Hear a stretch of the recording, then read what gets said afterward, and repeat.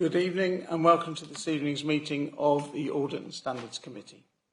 For those of you who may not have joined before, I just want to explain that since 2017, what was two committees has been one, and it's made Audit and Standards, but tonight and in December, we will start with specifically standards matters. Every time we meet, it's on audit, but tonight specifically, we start with standards and then move on to audit. And welcome also to the many new members of the committee. First item on the agenda, the minutes. May I have your authority, please, to sign the minutes of the last meeting as correct record? Thank you.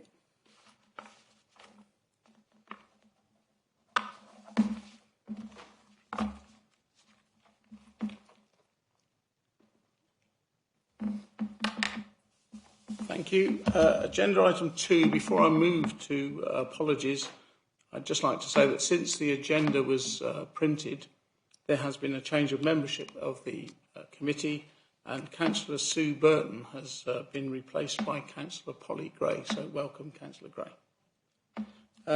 Apologies, please, Louise. Councillors Cook and Parish Councillor Myers.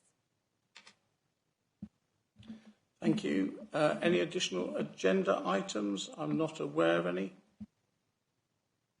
No, thank you. Item 4, disclosures of interest. Members are asked to disclose any matters of interest. Councillor Thomas. Of the Rother District Housing Company, agenda item 10, that may be relevant to. Thank you. Thank you, and please remember to mention that again when we get to agenda item 10. Any others? No, thank you. Right, agenda item 5, which is looking at the role and functions of this committee. Lorna Ford, our interim chief executive, to introduce this report. Lorna. Thank you, Chair. So this report pretty much does what it says on the tin. It explains the role and functions of the Audit and Standards Committee. This is part of our member induction programme to set out the role and functions at the beginning of each committee in the new municipal year. It does a number of things. It explains the composition and how the meetings work. And as the Chair just explained, the agenda is split into two functions, the standards function and the audit function. And the report sets out the responsibilities under both those areas. It also sets out the member complaint process. We had a session this afternoon which most members attended, but if any new members have got any questions about that, we're very happy to take you through the process. And it's also an opportunity to introduce our independent persons who are here this evening. We have Rose Durbin and Bob Brown just there, so I'm sure they'll be happy to talk you through their role. And it is also set out in the report, but it's nice to put a face to a name. So that's pretty much what this report does, and it is to note. Thank you, Chair. Thank you. Are there any points or questions for Councillor Thomas? I just think it's worth saying that this committee is a committee whose importance probably will grow within the Council, and for two reasons. Firstly, the standards part of it, I think, will become increasingly important as we move into an increasingly polarised political atmosphere, and so issues of complaints against councillors may well continue to be an important part of the work of this committee. But secondly, I think, and most significantly, whereas once local authorities operated in a climate of being flowing with milk and honey, particularly towards the end of the financial year, at a time of financial stringency, I think great emphasis is placed upon efficiency and efficacy. And I think this committee will therefore take a key role in trying to ensure the Council operates with those principles. So I think this is going to be an ever more important committee for this Council in the future. Thank you. Thank you, Councillor Thomas. Councillor Barnes. I must say, Chairman, I would hope that Councillor Thomas is wrong on his first point. On this council, we have a policy of trying to look at issues and not debate personalities. And you've given quite a lot of guidance from the LGA on their campaign, and I hope that will continue. I couldn't agree more on the second one. I had a particular point, as you know, which I raised at the pre-meeting, buried away in the appendix at 10, there is a reference to our role in relation to entities that are wholly or partially owned by the One moment, Councillor. Council. That's for those members looking, that's Appendix A, page 8.10. Thank you. I was slightly surprised when I looked at the paragraph, I think it's 8 in the main report, that our role in relation to the housing company was not mentioned in the text, because we really now have a very important role. One of the bigger opportunities, but also one of the bigger risks that face this council, of course, lies in the fact that we have a wholly owned housing company. Authorities have made a mixed bag of this. Some have managed it extraordinarily well, and Wealden in this county are somebody which we learnt a lot from when we actually decided to establish it. At the other end of the scale, I think Croydon were pretty well bankrupted. So I'm not critical. Indeed, I recommended the setting up of the housing company, and I believe strongly that we need it. But I think we do need to stress the importance of this committee in monitoring what is going on. And when we come to the work programme, I shall ask that we set out how we're going to do that and at which meetings.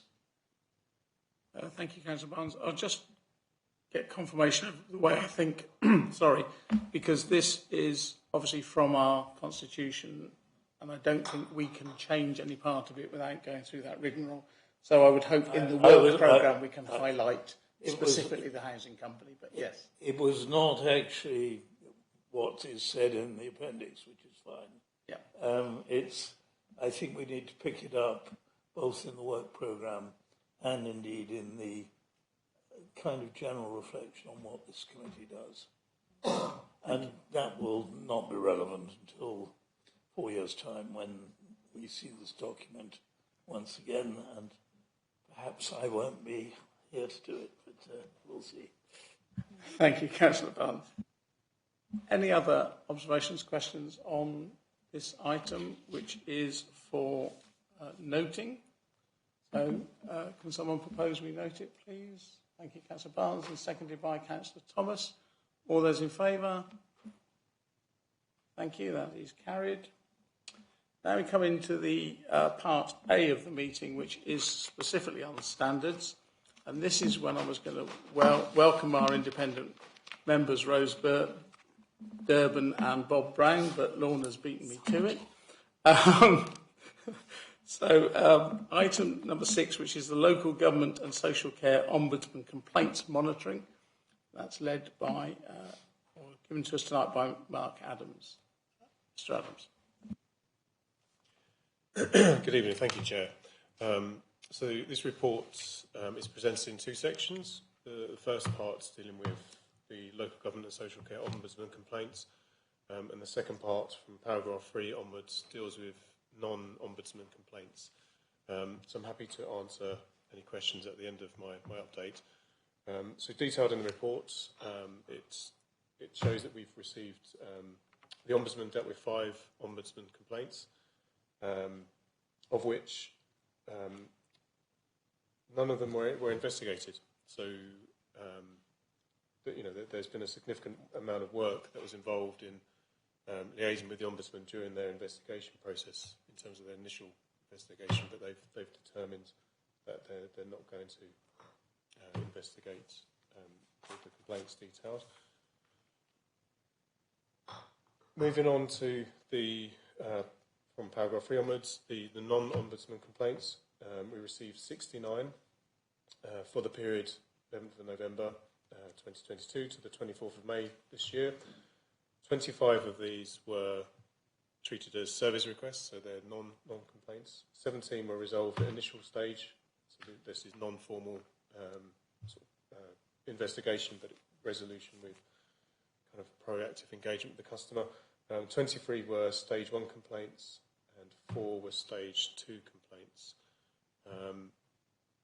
In relation to kind of the outcome of these, around sort of 48% of these were for planning, followed by 22% for housing and waste, and then the remainder, 8%, was from environmental health, council tax and customer service. So out of all these complaints detailed, it's worth noting in the report that 2 were upheld, so where Rother was found at fault. 7 of these were partially upheld, where some fault was found from Rother, and 2 in the in the stage 2 complaints, 2 were partially upheld. The average response time is reported at the end of the report, which details that the average is 18 days for stage 1, and stage 2 is 25. So our corporate standard is 25 working days. And whilst this is an average, there are some complaints that did take a little bit longer to investigate. But I'm pleased to report that our processing time in dealing with the complaints has significantly increased since we were last reported in December. So, Chairman, I'm happy to answer any questions on the report. Thank you, Mr. Adams. Any questions for Mr. Adams on these complaints? I must admit, I was very interested to see the breadth and the sheer sort of number of them in different departments, and I was quite impressed with the average time, actually. I know that the maximum time is always going to be an exception, but the average was quite nice. Sorry, Rose, did you have a... Just had a comment, if I might. Thanks very much for the report, and I thought it was really clear. I liked the emphasis on the outcomes, but I just wondered whether in future reports might be enhanced by just bringing together any overall learning for the council, or in terms of its handling of contractors. I think it's implicit in the outcomes, but I thought maybe pulling it out might be a helpful consideration in future reports. Thank you, Chair. Thank you, Mark. Thank you, Chairman. Yes, I 100% agree. Learning outcomes are a really key factor of complaint investigation, and I'm more than happy to provide those details in the report going forward. Thank you. It may be that you end up putting them together in a slightly different order so that the common themes come out of them. But yeah, thank you. Thank you. Anybody else? No. In that case, can we please note that report? Can someone move noting the report, please? Councillor Gray, thank you. Someone second it. Councillor Biggs, thank you. All those in favour? That is carried. Thank you. Item 7, Code of Conduct Complaints, Monitoring and Other Standards Matter. That's, again, Lorna Ford, our Monitoring Officer and Interim Chief Exec. Lorna. Thank you, Chair. So this report sets out the number of Code of Conduct complaints we've received since our last report in December 22. During that period, there were 6 new Code of Conduct complaints. 1 concerned a district councillor involving 2 complaints, and the others involved parish councillors. Of the 6 cases, 1 was dismissed, and 4, the outcome was local resolution. You can see a little bit of a summary of each of these complaints in Appendix 1. There was a further case which was reported to the last meeting, which is still ongoing, which concerns 2 outstanding complaints concerning 1 councillor as well. At the last meeting, we updated on the work with Northiam Parish Council, and we set out our proposal to use consultants to try and solve some of the issues that were really at the crux of some of the complaints, of many of the complaints that are coming from Northiam. And I'm pleased to say that that report has now concluded. We received a presentation, Lisa and I, on the 1st of March, and we saw the draft recommendations then, but obviously there was an election in between, and the consultants made the final report to the Parish Council on the 22nd of May. And I'm pleased to say that actually Northiam did contribute to the cost of that, or the expenses incurred with that report, which I think is a really positive sign and shows that actually it was of real value to the Parish Council. So hopefully a slightly different way of dealing with things, and I think perhaps we've learnt quite a lot from going down that particular route. But hopefully going forward, it's got a really sensible set of recommendations to take the Parish Council forward. In terms of other standards matters, on our 24th of May council meeting, we adopted the new Code of Conduct. You'll remember this was the Local Government Association's model code. So Lisa and I will be doing some training in a couple of weeks on this code, and also promoting the code really to the town parish councils as well over the coming months.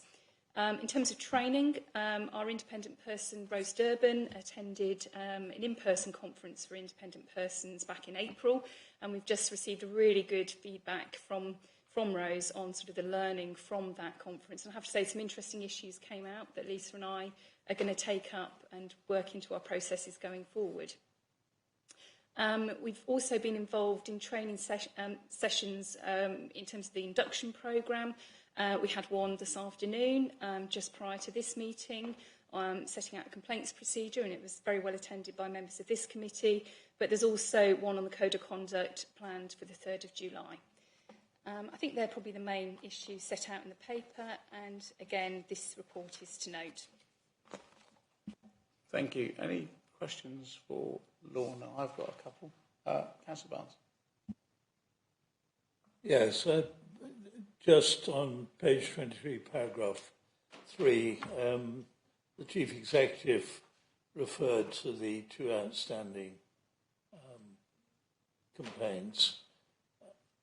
These are taking some time, and Belwash Parish Council specifically asked me to ask, and I will ask, whether there's anything more one can say about why they're taking so long, and is there a timeline by which you hope it to be resolved?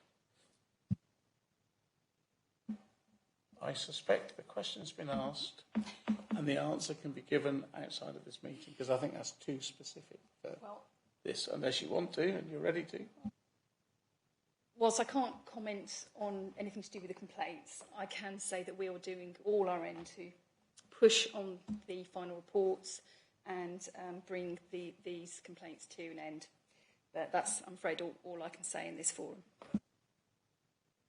Thank you, Lorna. I've got a couple. Specifically, it's on Northiam. One is, I think we will have an update in December when Northiam have had time to work through themselves. Is the report Northiam's or is it ours? And meaning, can we steal lessons that are to be learned in that report? Are we able to use them, or is it Northiam's property? We commissioned the report, so if there is any learning from it, I think we can draw some lessons from it. I mean, it was very specific to issues at Northiam, but I'm sure there is learning that's applicable elsewhere. Thank you. Any other questions for Lorna? No? Okay. As you already stole my thunder again, it is for noting. Can I have somebody move noting it, please? Councillor Thomas, and seconding. Thank you, Councillor Barnes. All those in favour of noting this report? Thank you, that's carried. Item 8, which is the draft annual report to Council, the ethical standards matters. I was going to introduce it, but I suspect I shall steal Lorna's thunder. So it's Lorna again, our monitoring officer. Thank you, Chair. You're very welcome to introduce it if you wish, but this is a new requirement in our constitution, and it is basically a summary of the committee's work over the last year. It will be going up to full council in July. And this is an opportunity for the committee to add any comments that they would like to make or any observations. And then we can work out how to make those changes in consultation with the chair. So, yes, if you do have any comments to feed in, that would be very welcome. Thank you.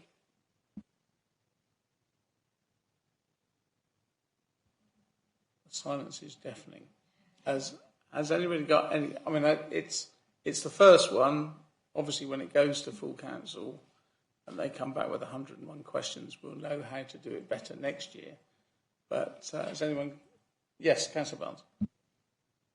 Since the report is intended to be educative, it might be worth saying something about the limitation on sanctions and the fact that the fundamental sanction is publicity, because the ultimate judge of a member's conduct is seen to be the electorate. I think bringing that out so that people understand that the range of penalties we can operate is limited. We can do rather more, as was explained this afternoon, with our own members, because there are some non-pecuniary sanctions and non-suspension sanctions there, which may be effective. But I think the wider council and certainly the wider public won't understand how limited our powers are. Yes, thank you. That's copious notes were made to my left then. Right, so any other?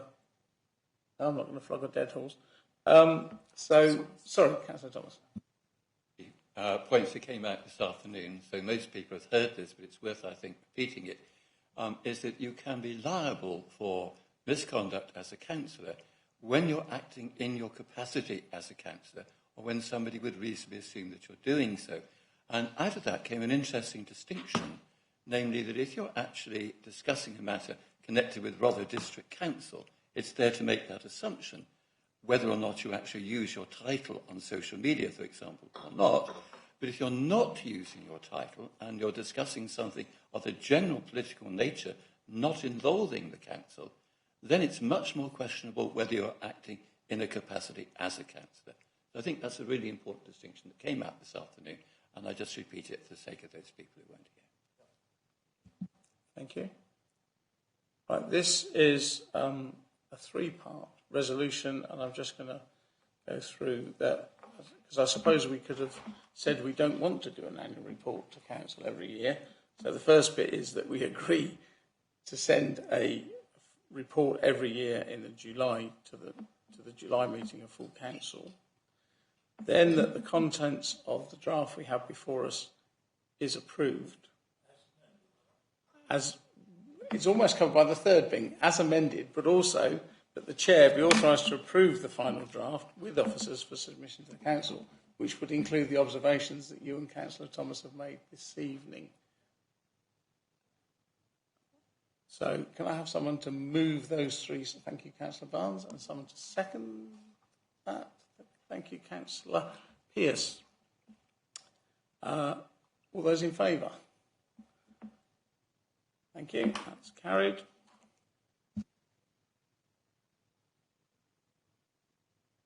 To the new members of the committee, I just say it's not always this simple.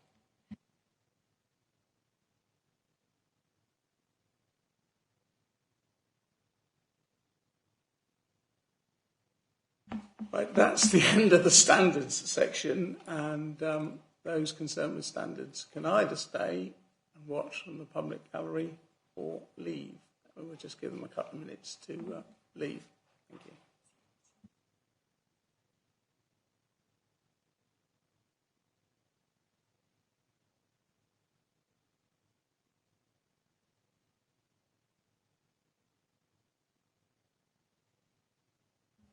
Right, thank you. So part B is on the audit and the audit reports. I'm going to start. Agenda item 9 is Gary Angel, our audit manager. He's going to introduce the annual report and his opinion for 22-23. Gary. Thank you, Chair. Yeah, this is my annual report and opinion, as it says in the title. Each year I'm required to deliver an internal audit opinion on the adequacy and effectiveness of the Council's framework of governance, risk management and control. The opinion expressed in this report is based on the audit work we've carried out in the financial year 2022-23.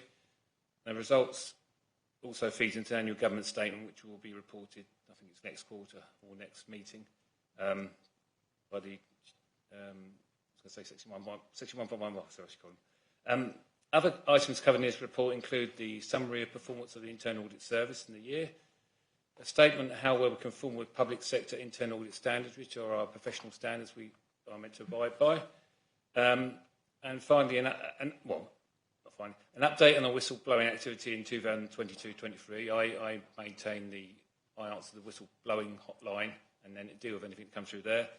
And finally, my usual quarterly update, which you'll see every quarter of this committee.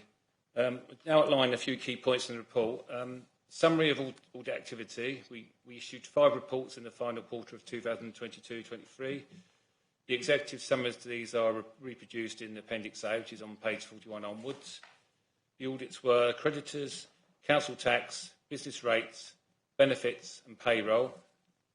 All of these reports provided substantial assurance on the overall governance arrangements, which means there's no significant concerns were found. Overall performance in 2022-23, full details of the audits completed in the year are shown in Appendix B, which is on page 51. The appendix shows that only 73.6% of the planned audit work was completed on this occasion. Now, normally you'd expect to achieve about 90% of the plan, but last year was a particularly challenging year for us due to resourcing issues and other factors. This meant that some audits had to be dropped as we no longer had time to complete them. Some were also carried forward to this year. Review of capital projects. At the members' request, I've included a further progress update on the review of capital projects, which is in Appendix C, which is pages 52 to 55.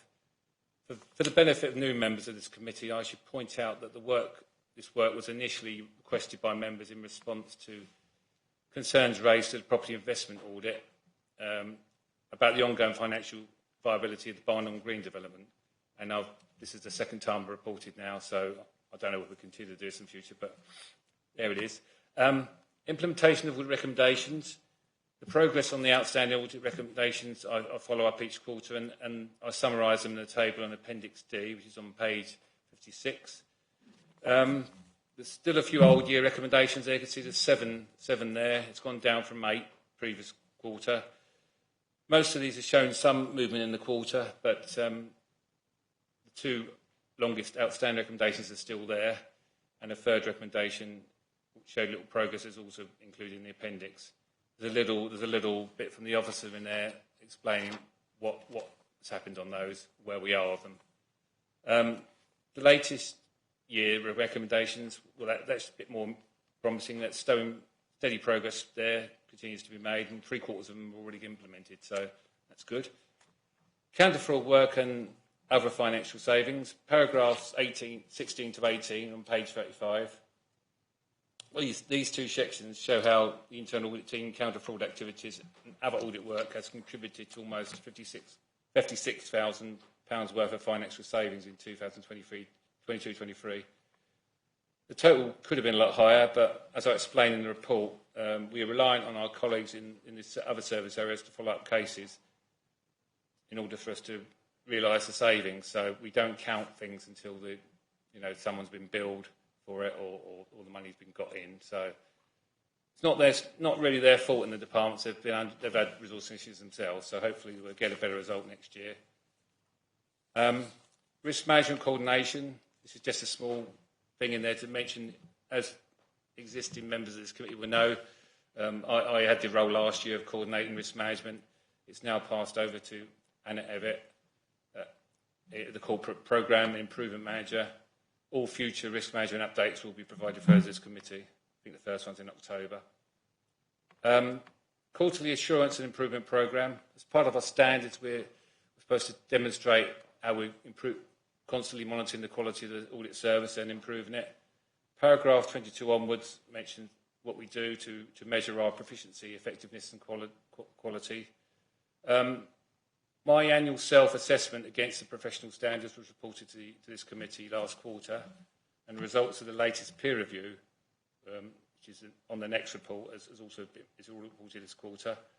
Both demonstrate a high level of compliance with these standards, our professional standards. We also capture client feedback throughout the year as each audit is completed, both from the operational managers and from the service manager level. The results of the client feedback surveys in 22-23 are summarised in the table in paragraph 27. They indicate a high level of satisfaction again with the quality of internal audit service. Performance measures. The table on page 29 shows internal audit performance against the targets in 2022-23. Here you can see the impact of the challenges faced during the year, how it's had on our team. So we've had a few targets missed this time. However, a total of 15 audits were completed. Conformance with the public sector internal audit standards. I can once again confirm the internal audit approach is generally conforms with the requirements set out in the professional standards. This takes us to the overall assessment of the Council's internal control systems, paragraphs 33 to 35. Our work last year highlighted fire areas of concern. A number of issues have since been resolved, but there's still some areas of concern remain. Then I got my opinion on the control environment, paragraph 36 onwards. This sets out the basis for providing assurance and how well things are operating in those areas audited during the year. If we look once more at Appendix B, which is on page 51, we can see that whilst 5 audits received a limited assurance rating in 2022-23, the vast majority of the controls reviewed were met at least in part. So this leads me to my conclusion in paragraph 40. And the key point to note here is that despite a number of issues found during the year, I'm still of the opinion that the Council's framework of governance, risk management and control is adequate and effective. This opinion may, however, change if in future years the number of limited stroke minimal assurance ratings continues to rise, because it's already doubled from what was the previous year. Finally then, there's a bit on whistleblowing activity. So, I think it's fairly self-explanatory. It's just a table of the stuff that's come in during the year. I don't know the results to a lot of these cases because I've referred them on to someone else and they don't always get back to me, especially when it's an outside organisation. But yeah, it was a bit of a drop this year. We only had 13 cases. We had 26 the previous year, but I think we're nearly almost up to that already this year. So it depends what people come up with. And that's it. Happy to take any questions on my report. Thank you, Gary. Any questions from anyone? Oh, Mr. Farmer. Microphone going. One to comment, and the others a couple of questions. The comment, I think, particularly for new members, at the previous meeting, this committee recommended to Gary that if some of these long outstanding issues were not actioned, that and 9 months went by, that the members would be, the officers would be asked to come to this committee and give an explanation. Gary has commented that merely putting that out, that this is the case, has resulted in a number of those outstanding actions moving forward. And I think for new members of this committee, I think that's a very good example of how this committee actually achieves something across the council. And so I think people should recognise that the committee does have some good value in doing that. My questions, particular concern, and I think I've asked this before and never got a resolution. Gary has pointed out that the high risk, this is page 37, paragraph 31, where Barnhorn Green site, Gary came up with a recommendation which was not accepted by the director. And I asked that how does the council resolve a situation where the internal audit comes up very firmly and has not backed off that statement, yet the director seems to be allowed to say, well, I disagree with it, and that's the end of the matter.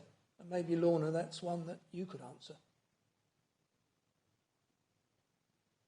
I'm happy to give that a go. I think it is really, really important that there's dialogue between Gary's team and senior leadership team. And that's something that we're sort of working to improve, to make sure that we're not just... That we get recommendations that are, we can implement and we can actually see through.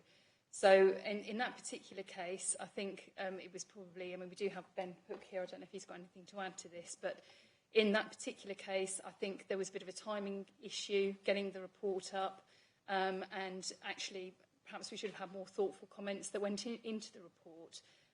But going forward, there is going to be much more focus on these recommendations from senior leadership team, not only on their formulation, but actually on their monitoring. So I think that will also, as well as audit and standards, taking a kind of harder line in terms of those recommendations that have been hanging around for a long time, will also be monitoring behind the scenes at senior leadership team too. So I think that probably answers it. And I don't know if Ben's got anything to add.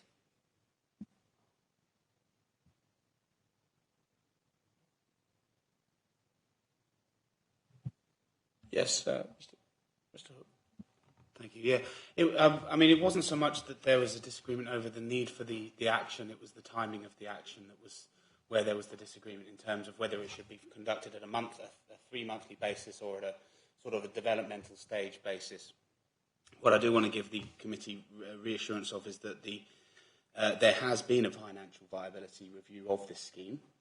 It has shown viability issues, and we are progressing in a way that will give us a firm number. So what we've undertaken is it's REBA stage 3, it's more stage 4 because we're undertaking a technical. We've already undertaken a technical design of the scheme through the planning process, where the initial viability assessment provided by our quantity surveyor shows that the scheme lacks, is not viable. So we've decided that with little or no financial impact, we can test that in the marketplace by going out to tender with no guarantee of award.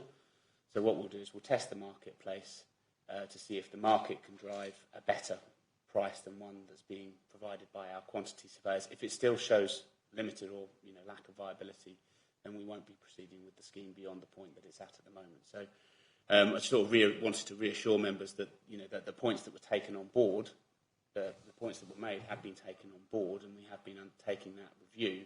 We're just in the process of that. These things it's not a matter of a desktop exercise sometimes in order to make sure you've got the right information to provide for the right decisions.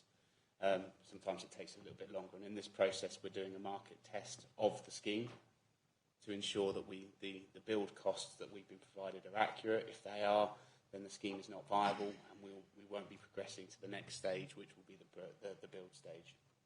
So just to reassure. Okay, I understand that. Does that allow you, Gary, to clear your high-risk outstanding action?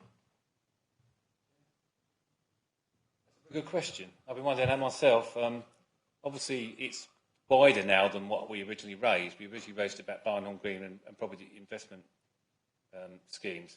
But yeah, since members in December asked for an update on reviewing all the capital projects, it's kind of wide. I think it's an urgent review of all capital projects. It's kind of widened. So if this committee's happy me to stand it down, I will do, because it's kind of been dealt with, but in a different way, I think. Well, I was going to say before. Does that answer the question? Well, I'm not sure. I sort of think it does. In my view, that Gary was right, Audit were right to raise it with the director. The director has a different view. He didn't say no, but a different view, took notice of it and approached it from a different way, and is working on it. And we've just heard it's going. The working behind it is pretty good, and we might end up not doing it because it might not be viable. So that's being done. It's sort of an approach, because Audit may always find a problem because they're looking at it from a slightly different view to the person who's actually having to do it. So it's a question of timing, and we get to the end result. So I would hope, I did think we could ask Gary to look at specifically at Barnhall Green, at what he was concerned about, to see if that's been addressed and come back to us. But it seems to me that Function has done its job by highlighting it, and the manager's done their part by saying, I recognise what you've said, this is how I'm doing it, which may not be the way you said I should do it, but it's being done, if that makes any sense. Yes. If I may, Chairman, thank you. I think the key thing here that Gary and I do very much agree on is limiting risk to the council in terms of our finances and not putting money into a scheme that we can demonstrate is not viable going into the future, or at this stage at least. And I think it's just about the type of information that we use to do that. Now, if you do it on a periodic basis, you may be using a certain set of data in which to test that viability. If you do it at a sort of milestone basis, you use a different set of data in order to that. And there's no issue with both. I think particularly the periodic approach will highlight potential concerns early, but the clarification will come at the milestone stage. And so I think it's actually a combination of both, if I'm honest with you. I think we need to keep a tight view of sort of general market conditions. You know, construction costs are going up, materials costs are going up, so we need to be aware that that's likely to have an impact on some of these schemes. But you can only really truly test that for decision-making purposes at milestone stages when you've got designs or you've taken for tender and so on and so forth. So I think both are valid. I think we have to use both methods in order to make sure that we don't put the council's finances at risk. But that's the one thing that we do agree on, is that we can't take projects into the next stage unless we can demonstrate at that point in time they continue to be viable. Just before I come to you, Councillor Barnes, is that okay, Farmer? Yes, I have one more question to Gary, if I can clear it out the way then.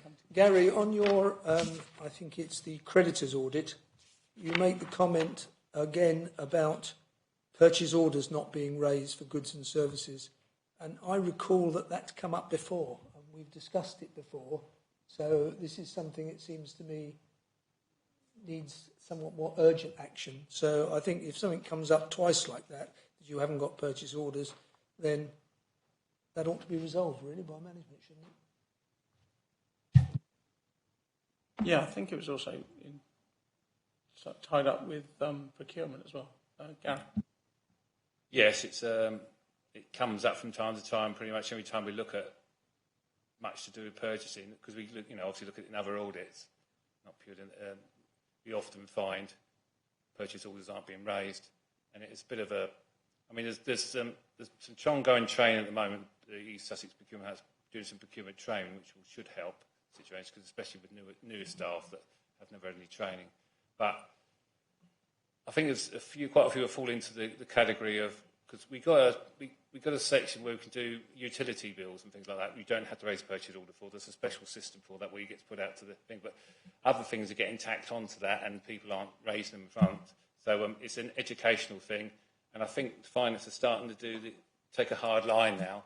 If people don't raise a purchase order on something they should have done, that they will reject it and go back to them. So time will tell if we keep coming up with this again in the future. But it is an ongoing thing that we keep encountering, unfortunately. It's fairly low level, and it's not. And we haven't found any major issues as a result of them not making the purchase order. But of course, there's always a question of why they're getting best value in things if they don't do it, and of course, there's a danger you could pay things more than once if you don't have a purchase order. Thank you, Councillor Barnes. Yes, actually, that last question was one I was going to pursue, but I'm happy with the answer. Comment, first of all, I think the value of internal audit for new members, this is an invaluable part of the checks and balances within the local government system. And that's why Gary's post is a special post and is recognised in law as such. And I think it's important to underline that. I welcome, therefore, the fact that he's been removed from direct management of the risk management system. I think that is a perfectly correct decision, and I congratulate the Chief Executive on it. I felt that was a very uncomfortable remit that he was given there, and I welcome the fact it's changed. I think... And there's one other question I will ask Gary, but I want to make 2 or 3 comments, but possibly get the question out of the way first, which is, although we had substantial assurance, really, or perfectly adequate insurance, on the things you were looking at, it seemed to me slightly odd that on two of them, the least good section, where only partial assurance came, was where we were chasing arrears. And I just wondered if there's something systematic that we need to watch out for there, Gary. Yes, Mr. Are you referring to credit council tax, are you? But there are two partial assurances, and both of them actually say arrears not properly being chased. Given our financial situation, I think actually, if it happens in one area and then in another area, you begin to wonder if there's something a little more systematic going on. Chair? Yes. Yeah, I think from memory that was mainly because a key manager there was on long-term sick, and some of the supervisory checks weren't being done. I think the reason we gave it partial, so it wasn't necessarily because arrears weren't being recovered. It wasn't. No one was checking to make sure they were being recovered. You see what I mean? So, and we didn't find. I don't think we found any real issues with stuff not being recovered when it should have been. It's just that there's certain areas where you expect some managerial oversight to make sure that people do the stuff they should be doing. Otherwise, they might not. I'm always worried about the issue of valued members of staff who go off long-term sick, because frequently you don't want to squeeze them out of the system, but it is important we actually get that work covered while they are away. So I'm grateful that it's not a huge financial risk to us. I don't think it was, but it did worry me slightly. Not as much as the two things. I think we've now warned people that we are going to ask for their explanation if they're not meeting recommendations. I have to say, through you, Chairman, to Ben, I think, while I'm very happy with the explanation, testing the market obviously will have a cost. I would have welcomed, I think, where a director decides not, maybe for good reason, not to accept the recommendation for an internal audit, I would have thought that should be reported to this committee and reported in writing, so we didn't have to ask questions about it. It may well be that this committee accepts the explanation, and frankly, I think testing the market may well be sensible. The other side issue around then, I would like to just explore it a little, is who authorises that? Is that a delegated decision, or does it go to Cabinet? Because there are consequences if the Barnard Road project doesn't go ahead for important services to the public, namely health services. So there are issues that go beyond the financial here, which are about the safety of the community, the improvement of services to the community. And the NHS is pretty stretched now in primary care in that area, and there are huge new developments of housing taking place. What I always remind people is that whereas schooling always gets mentioned, a household produces about 0.2 of a child, and spread over the school years, that's not much. But what happens is the household produces a patient for everyone living in that household. So if you don't get the health services, the whole thing goes pear-shaped. So I think there are times when even if something is not viable, it's worth asking to the Cabinet, do you nevertheless want to go ahead? So there's partly the issue of bringing it to this committee, but I think there is a wider issue here, which maybe is one the Cabinet should address, which is how you actually meet medical needs in West Bexhill, if in fact this project isn't viable. And I think that's important to highlight. The other area, obviously, which is slightly worrying, but I'll wait for July, really, because there is going to be a report on the infrastructure prior to developing Blackfriars. It's not merely that the cost has gone up quite substantially, as we found out when a question was asked by a member of the public. Two answers were given, one about total infrastructure, one about the spine road, both though the answer was in millions. But what was even more troubling is the whole thing is months behind, and therefore the whole housing project has been delayed by at least a year. And that actually, given our shortage of houses, given what is happening in the building industry, is not exactly helpful to the housing company. So I do think we actually need to understand what went wrong on the infrastructure project. Because if we're going to undertake other land assembly schemes, which may well be necessary to underpin housing development in Rother, I think we need to learn the lessons of what went wrong with that contract. And we are the right body to do that. Thank you, Councillor Barnes. Before I come to Lorna, I think Ben, there was lots of nodding and note-taking. I just want to say with the initial audit, we did have a response from the director. I suspect time stopped it being War and Peace, and there was the immediate response to Gary's audit. So we did have information from the director. I think as we progress, directors and officers will begin to realise perhaps we want a little more. But we did get it. It wasn't that we were ignored. So I'll come to Lorna, then to Ben, and then I shall come to the people on the screen, especially you, Councillor McKirk, because I missed you all the time you had your hand up. But I'll come to Lorna first. Thanks, Chair. The other thing I wanted to mention was that we're treating the recommendations from audits in a slightly different way now. We're building it into our performance framework and making sure that this is something that's routinely kind of updated by our managers.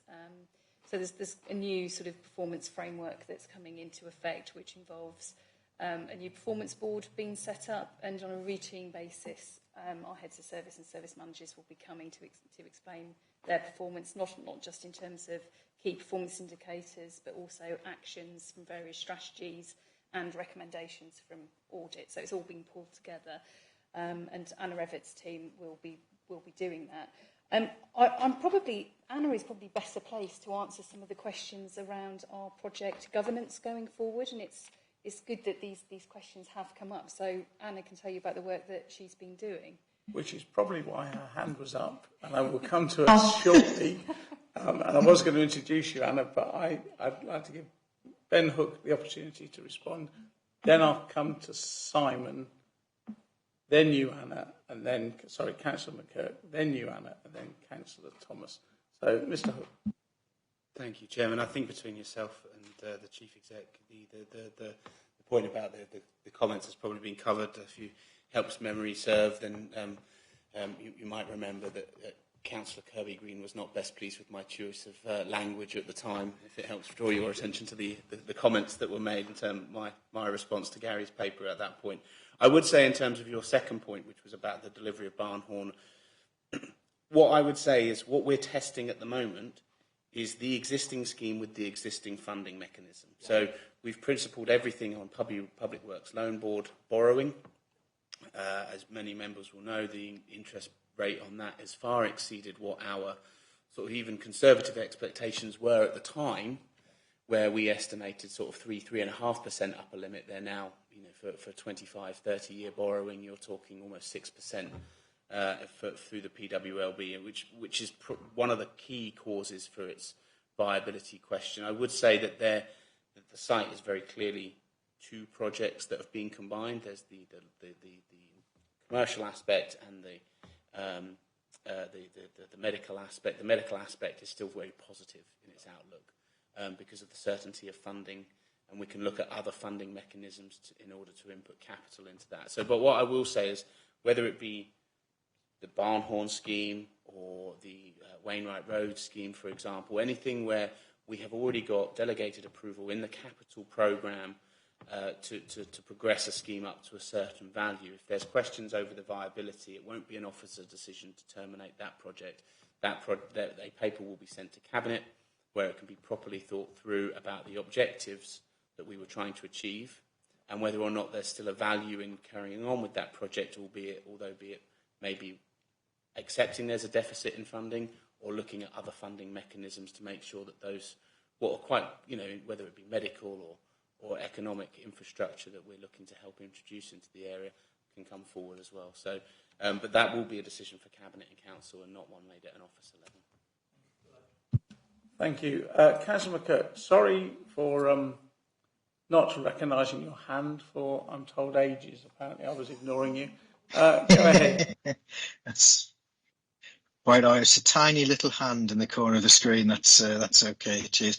But actually, Lorna has really answered the question that I was going to ask, which was really about just going back to the increase of limited assurance findings in the audits and how we could just be clear that there isn't a systemic issue, that it is down to the individual subject areas for the audit. And Lorna has updated us that there would be a board approach to performance and that audits will presumably form a central part of that. So that was really my question. Thank you, Councillor McCurt. Anna, your big moment. Oh, thank you very much. Lorna's already mentioned the performance board where we're going to bring in the audit recommendations and we're going to track those through and importantly learn lessons from those. But we've also introduced a senior officer-led programme board with a particular focus on the capital and investment projects. So again, as Councillor Barnes has mentioned and Ben has mentioned, we're going to be undertaking these reviews at various points in the programme life cycle to have a look and see if it's on track, if it's behind, if costs are escalating, look at the level of risk and everything like that.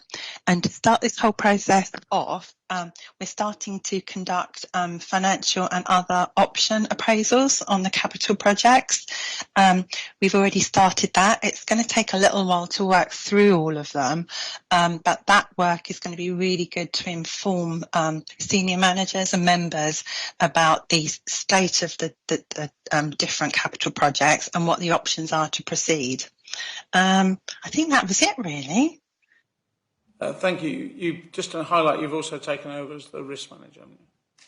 Yes, I have. And risk is going to be very much embedded into the performance board work and the programme board work as well. Thank you. Thank you. Any questions for Anna before I come to Councillor Thomas? No? Councillor Thomas.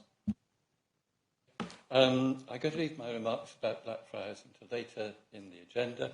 I just want to take out one or two of the points which are kind of immediately relevant. The first one was about procurement, and I picked up the same issues as Mr. Farmer and Councillor Barnes, the same things that you both mentioned.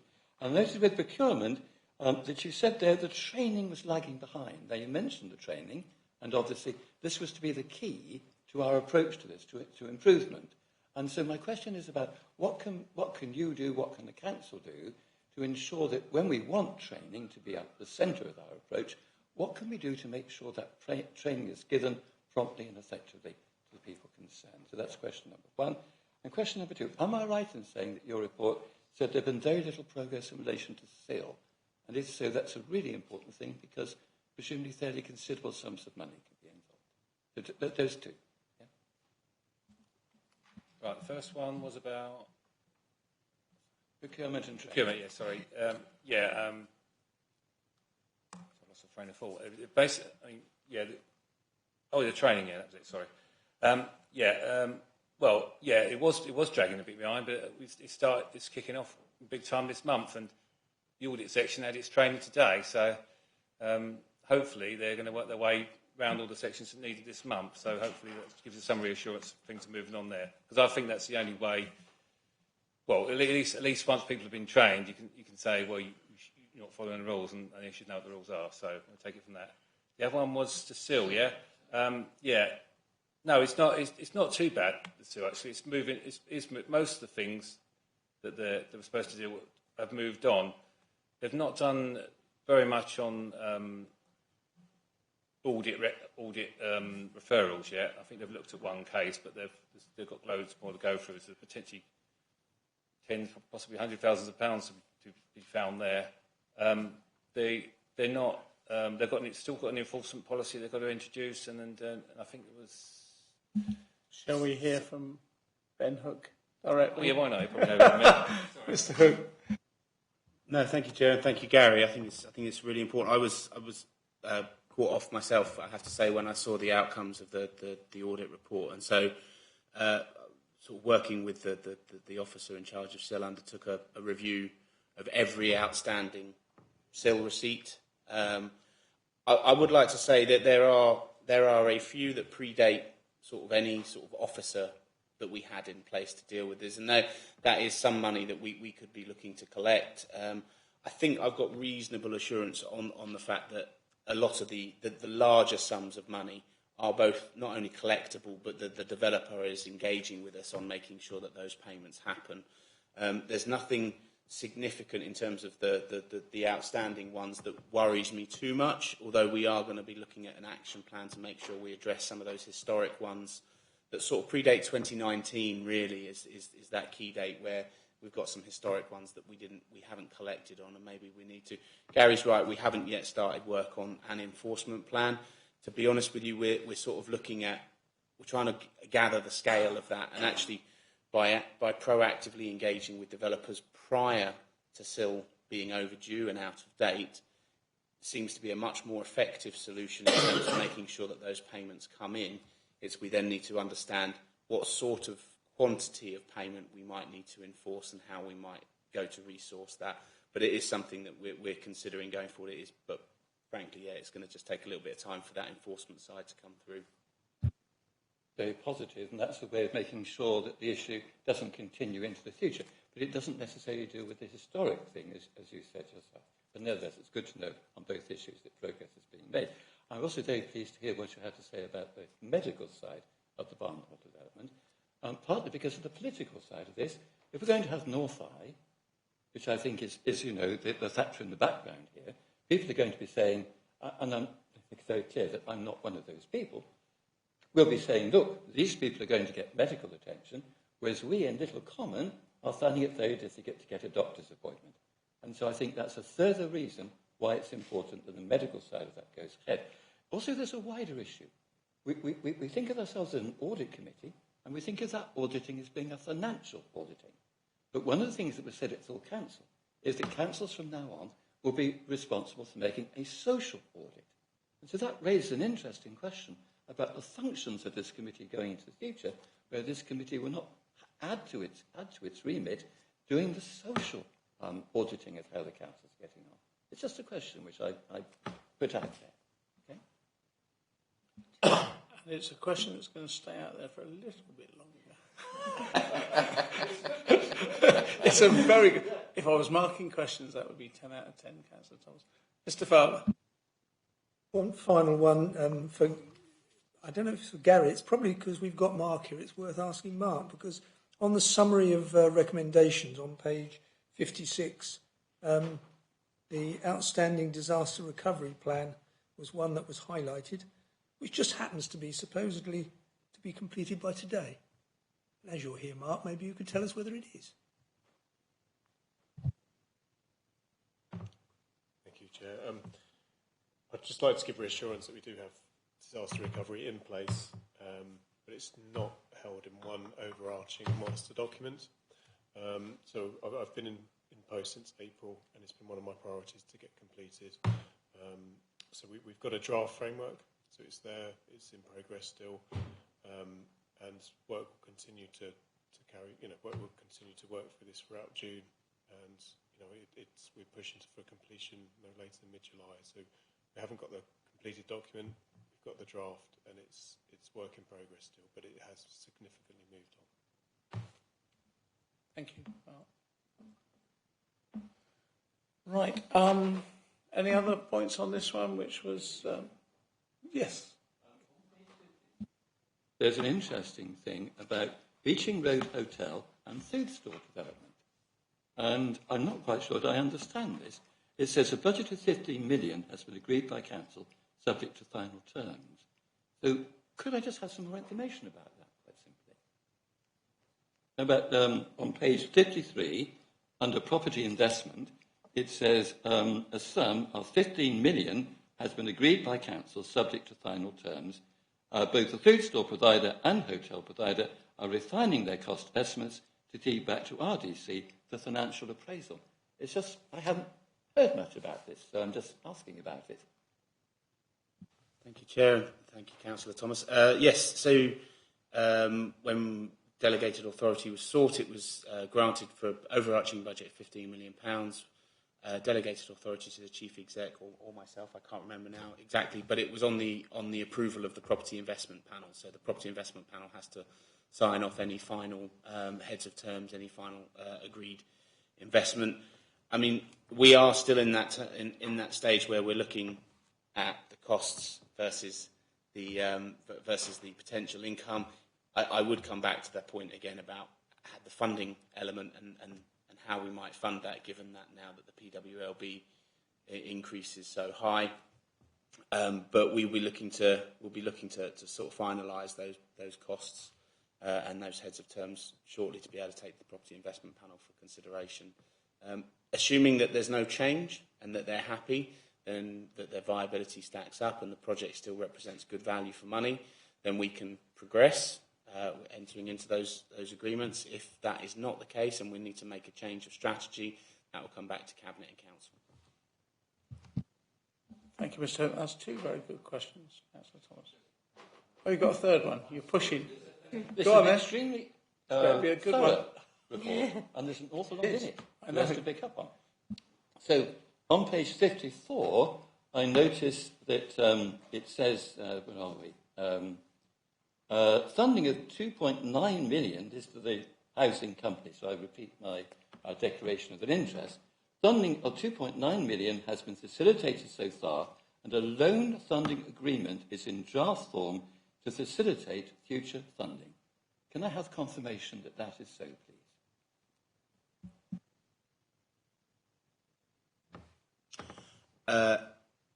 It is there.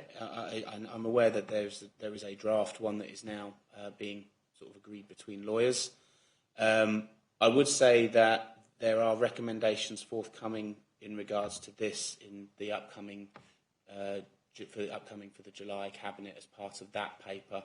So I won't say too much other than to say obviously more detail will be arising in that July Cabinet paper, which will give a much more full picture of that and seeking the relevant delegated authorities to proceed. So we have reached that stage. There is a draft loan funding agreement to confirm, as it says in writing here. Yes, it's in draft form and it's being agreed in its draft form by the lawyers. Ready as a final. Thanks, Ben. Thank you. Councillor Barnes, then Councillor Gray. Councillor Barnes. Yes, I mentioned privately, but I think I will mention it publicly. I had a heck of a job hunting down the capital programme. It wasn't available on the website. And eventually I was able to track it down to the Cabinet back in February because it was not reproduced in the Council agenda either. What it showed was a sum of 65 million, which appeared to have been approved, but wasn't. And I just think before we take that document any further towards the public, we do need to look at it to make sure how we present this, because I think in broad terms the Cabinet have said they're prepared to borrow up to that sort of sum. It hasn't been allocated anywhere at the moment, and as far as I know, nobody's actually proposing to spend up to 65 million at the moment. So I think we're in danger of giving a wrong impression. I think it's totally accidental, but we do need to look at this. And if Duncan were here, I'd have mentioned it. I know he's listening, and I do wish him well, and I hope he's made a good recovery. Duncan, did you hear that, and do you want to make a comment on that, or shall I ask Lorna and Ben?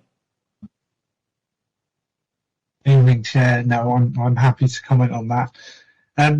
We're looking to make a number of improvements to the capital programme around the monitoring and around what's presented to members so that there is greater transparency and greater understanding, because the way the programme has been presented in past years, it only gives members a snapshot. So often you'll find within a capital programme you've got schemes that last 2 or 3 years.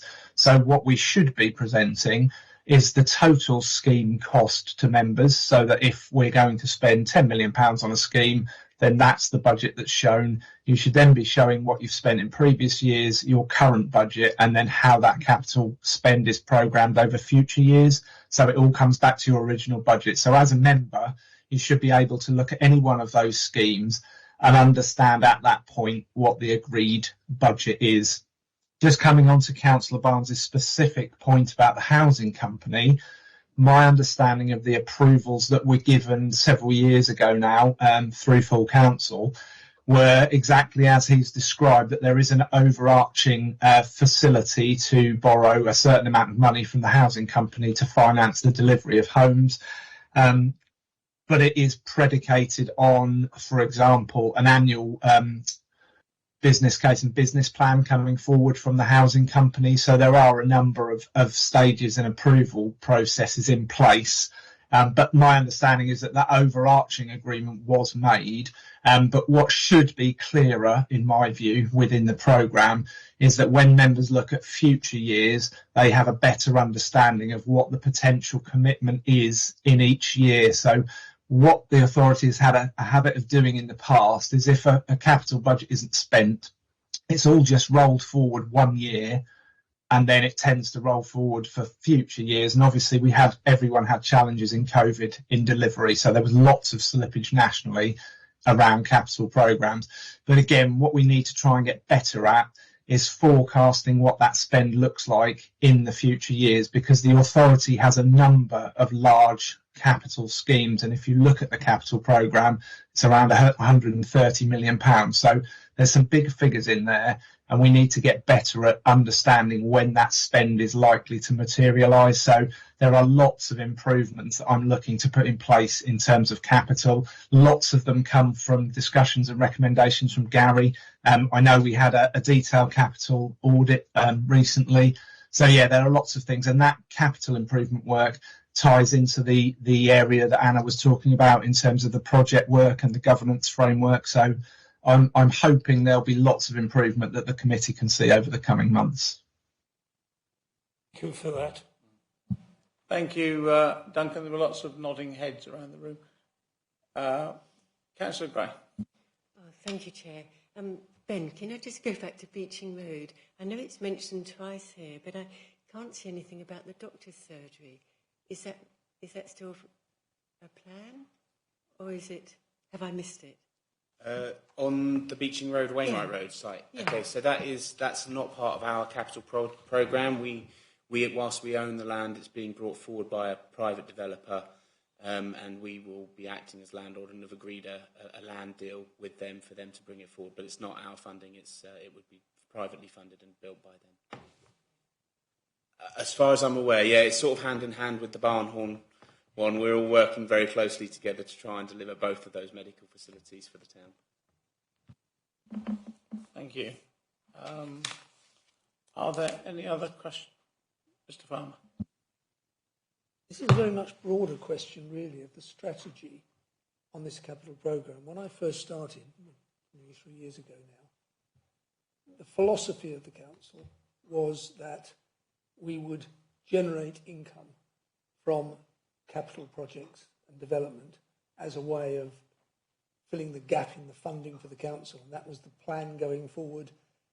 Has that plan changed in view of the size of the interest rate rise? I would have thought that plan may no longer be even functional. So is it being considered that it still exists, or has it changed? I hope you were saying Ben, because Ben wanted to speak, Yeah, or no, were you I was both saying, going to argue? do you want to do that? Yeah. Mr. Hook. Thank you. You raise a really good point. So, I mean, actually, there was, I think it was even 2018 or 2017, £35 million was set aside with under the guise of trying to generate income through investments in property, with a target of about £700,000 net gain.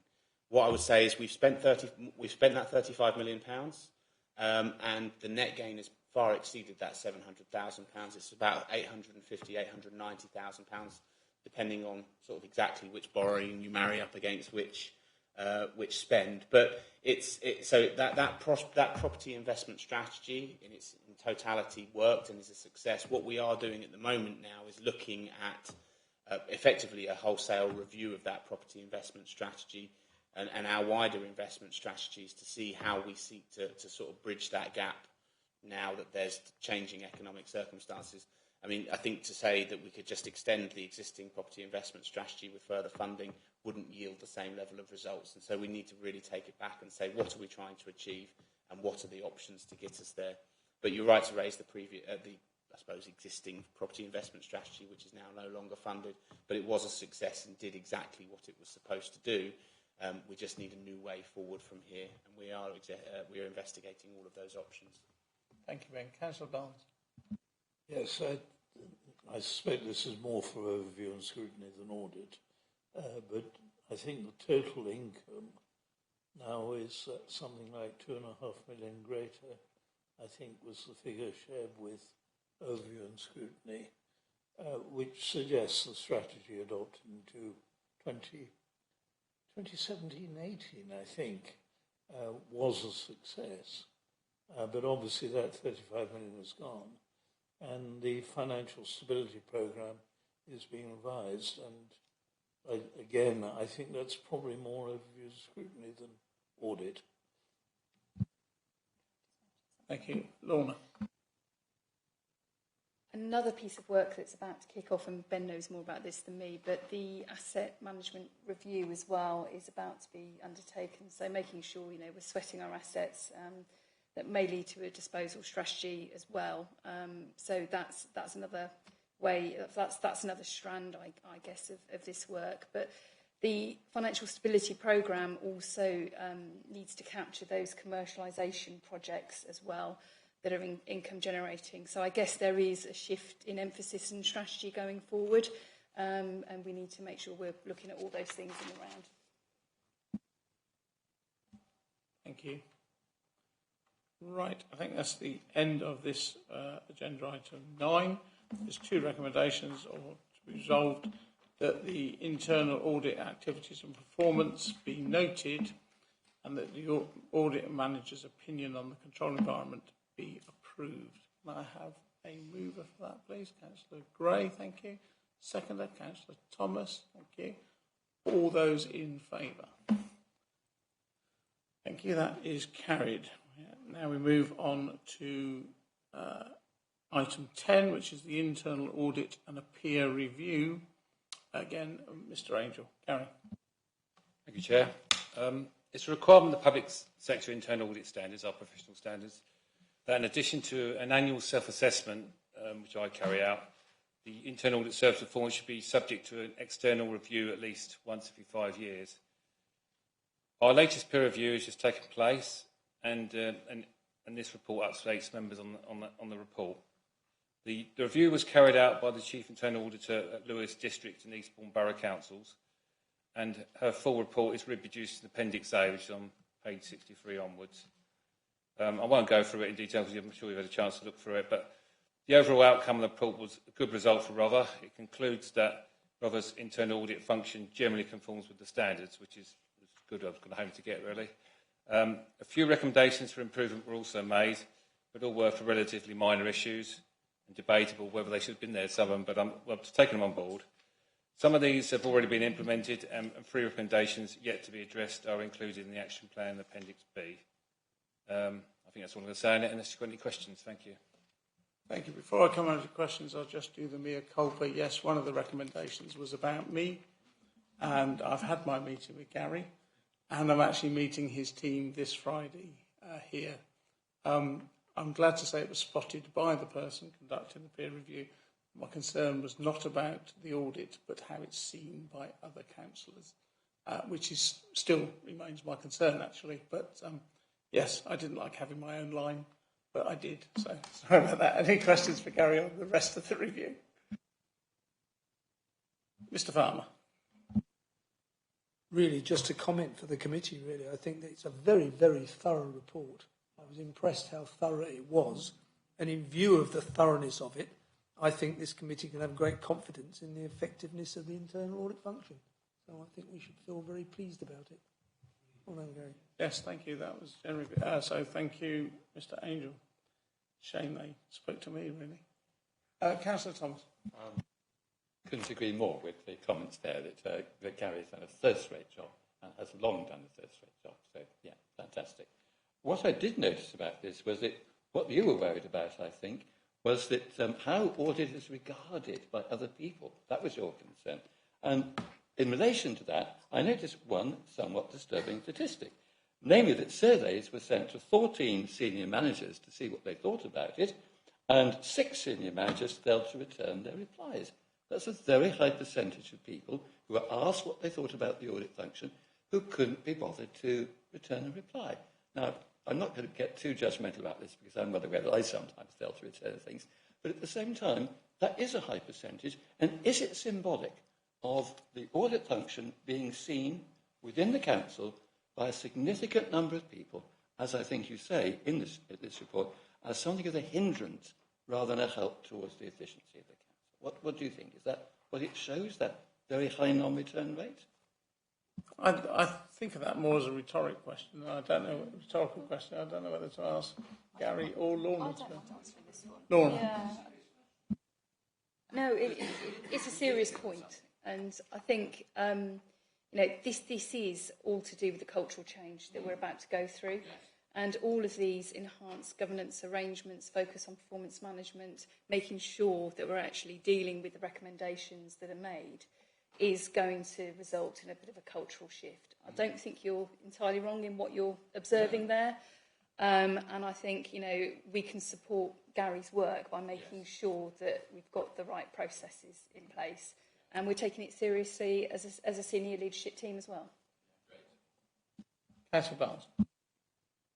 Yes, I think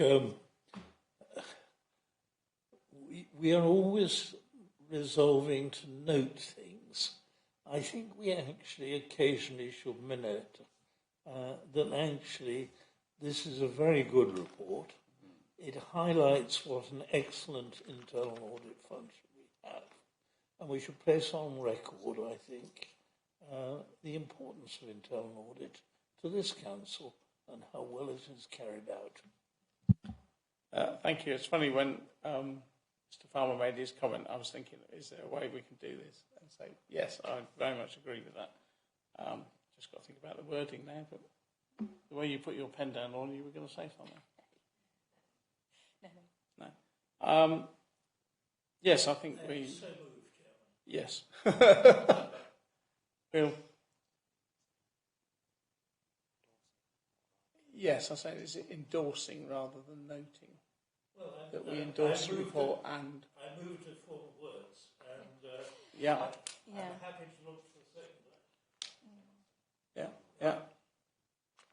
And we just hope someone wrote down your... I was actually thinking about something else. I was thinking about communicating this to staff, but Louise, did you capture that from Councillor? Yes, she did. Good, thank you. And it will be on the recording too. Yeah. So, moved by Councillor Barnes with that amendment. Seconder, please. Councillor Gray, thank you. All those in favour? Thank you. That is carried. Thank you, Mr. Angel. And now on agenda item 11, Duncan Ellis. Before I just come to you, Duncan, I do wish, in a way, that online we could find somehow putting people's titles, because anyone who's watching hasn't got a clue who Duncan Ellis is, really. Our interim senior finance 151 officer, and interim deputy chief executive officer. You couldn't fit it all on that screen. But I just wish the officers could find some way of having their title on this, because we're all councillors, of course, and we've got no skills whatsoever. No, I'll tell you that. So, yes, Duncan, item 11, 2022-23 Statement of Accounts, the Audit Planning Risk Assessment. Thank you, Chair, and good evening again, members. So this is part of our accounts close-down process, and the council's external auditor, Grant Thornton, and they request this information on our management processes and the oversight of those processes by the Audit and Standards Committee. So that's the reason this report has come to you this evening. So for the 2022-23 accounts, the council provides this information to them in the form of a completed questionnaire. So the responses that have been drafted by myself, the finance team and SLT are contained within Appendix A. So that starts on page 105, I think, of your agendas. So there's a risk assessment that Grant Thornton go to help their understanding of the management processes, and they cover a number of areas. So there's general inquiries of management, there are fraud-related issues, there's issues related to laws and regulations, there's related party returns, which a number of you will have received and completed as part of this process. There's something called testing that the council is a going concern. So that's effectively the council's ability to keep existing or trading if you're in the private sector. And it also looks at the accounting estimates. So they are the estimates and the estimations we use to produce the set of accounts for the year.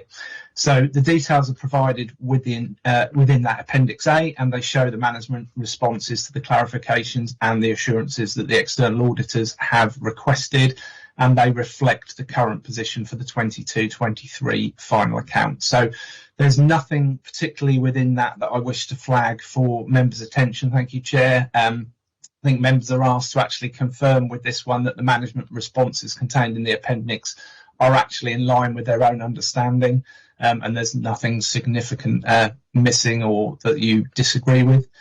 So yeah, I'm happy to take questions on that basis, Chair, but that's all from me for the time being. Thank you. Thank you, Duncan. Yes, nothing leapt out of the page at me as being wrong or out of kilter. Any questions from anyone here? Mr. Farmer. On page 116, there is a question, what other controls are in place to help prevent, deter or detect fraud? And the answer is we operate a scheme of delegation upon which segregation of duties is based. I haven't the faintest idea what that means. How does that prevent fraud? Separation of duties principle is around making sure you don't have people authorising transactions that they raise themselves. So it's... Sorry, can you hear me okay? Yes. Yes, yeah, okay. Yes, so separation of duties is around having a number of officers that are authorised with certain transactions. So one of the areas that is relevant for is authorising things through the bank. So if you have an officer that needs to raise a payment through the bank, that officer can't authorise that payment. So there's a separation in duties between what someone can raise and what someone can authorise. And that's one of the key controls within the council's governance framework to prevent fraud. Now, it can't ultimately prevent all fraud, because if you have coercion or if you have a number of people that are working together, then they can override those rules, but there is no way that you will ever be able to prevent all fraud. So what we can do as an authority is to put in the relevant controls, and this is where all of Gary's work comes back in terms of internal audit, in assessing the risk environment for the council and focusing his audit on those key areas. But it's a very important way that we are able to try and ensure as much as possible those systems are free from fraud. But there are a number of other things I think I've referenced within the return, things like the fraud and corruption framework, things like the whistleblowing policy as well. So all of those things come together to support the council's fraud environment. Thank you, Duncan. A couple of times there in speaking, you actually used the word separation, which may be a better word than segregation in the reply, where you say segregation of duties. Perhaps separation would be a better word. And of course, it brings back to the procurement and the purchasing orders that were mentioned earlier, which of course is all part of that as well. And I have to admit a failure that in 4 years on the council, I've still not found a better word than whistleblower. Councillor Barnes. Yes, I just wonder, when I look at my monthly accounts, I'm looking for an unusual pattern of spending to see if anybody's broken into my accounts. I wonder if there's any equivalent that in these days of AI we can build into our system to help us prevent fraud. Not that I think we have, touch wood, I don't think we have suffered, but there are places that have. My other question, while I leave that one hanging, is mention is made on page 129 of a fair value report. I really would like to know a little bit more about this. This is somebody that the auditors use, or do we commission this? And is it available to us? Duncan. Yes, thank you, Chair. The AI is an interesting one. I'm not aware of anything we use internally, and I'm not aware at the moment of anything that's best practice that other authorities are using. But I think in the future it will undoubtedly come to the fore. And in terms of our digital transformation journey and our agenda that we're looking at, I'm sure there will be things like that that can be employed in the future, so that there's the manual human-based element of some of those pieces of work is removed, so that a computer can do it and look at those patterns. So that's an interesting point. Just in terms of the fair value report, Link are our Treasury advisors. And they have to do a fair value report on some of our annual Treasury investments. So it's a way of valuing some of those investments for the accounts. So within the accounts, there are a number of areas that have a number of different valuation methodologies. And part of that area is around our Treasury investments. And yes, it's something called a fair value report that Link do. If members of the committee were interested in seeing that report, I don't think it would necessarily be something you'd want to have as an agenda item, but I'm sure I can share that. I can share that confidentially with members if that would be of interest. I, for one, think it would be just, I say, not a regular, but I'd like to see it, please. That's fine. Yeah. Okay. I don't promise to read every single word. Any other points on this one for Duncan? Right, so on this one, then it's resolving, we've got to resolve that we confirm the responses given in Appendix A are in line with our own understanding of the position. Would anyone like to move that? Councillor Barnes, thank you. Anyone like to second it? Councillor Thomas, thank you. All those in favour? Thank you, that is carried. Thank you, Duncan. Agenda item 12, the work programme on page 133. Does anyone have any comments on this? Councillor Barnes. A couple of comments, Chairman. The self-assessment is down currently for July. Given we're a very new committee, I just wonder whether that isn't premature. I would have thought towards the end of the year might be more sensible, given the number of new members. The other thing I'd like to see built into this programme, I'm not sure how we do it, is our scrutiny of the housing company. And that seems to me something that we need to decide where we're going to do it.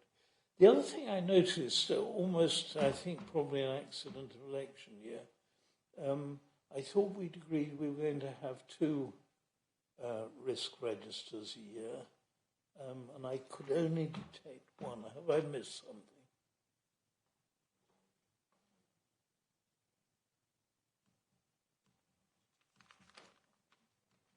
Yeah, Mr. Range. On the risk register query, I mean, yes, it's twice a year, 6 monthly. It's because of the way the committee's full this year, the next one will be in October instead of September, but Anna will be reporting that up. So, the last one was in March, because I did that one. And then it is over the page. I have missed something. Sorry, risk management update is there. Thank you, well spotted. So before I come to Duncan, I'll come to Ben to answer the question about the housing company. Ben. Just in terms of the housing company aspect, and Gary might be able to help confirm this. I received a letter today from the principal auditor, which is an audit engagement letter, saying that they're going to be undertaking an audit review certain aspects of the relationship between the council and the housing company and the governance oversight that we have. I think maybe in terms of this committee's review of that, that might be a helpful starting point. I'm guessing by the schedule that will probably, all going well, appear in your update probably in sort of October time if it's a July audit, if all goes according to plan and if you get the thing. So I'm just thinking in terms of rather than sort of with the housing company, rather than sort of scrutinising something from scratch, if you've got a basis from which to start that work and make further recommendations for further investigation, that might be helpful. So with that internal audit approach coming up now, that might be a good starting point, and then waiting for that report before you consider when you might flip that into the work programme for later, just as a Yes, Mr. Range. Expectations on this, I mean, we're due to start work on it in 2 weeks' time, but it is, I should emphasise, it's only the governance of the housing company from the council's perspective. So we're not looking how they're running the companies per se. It's are we protecting our investment, if you like?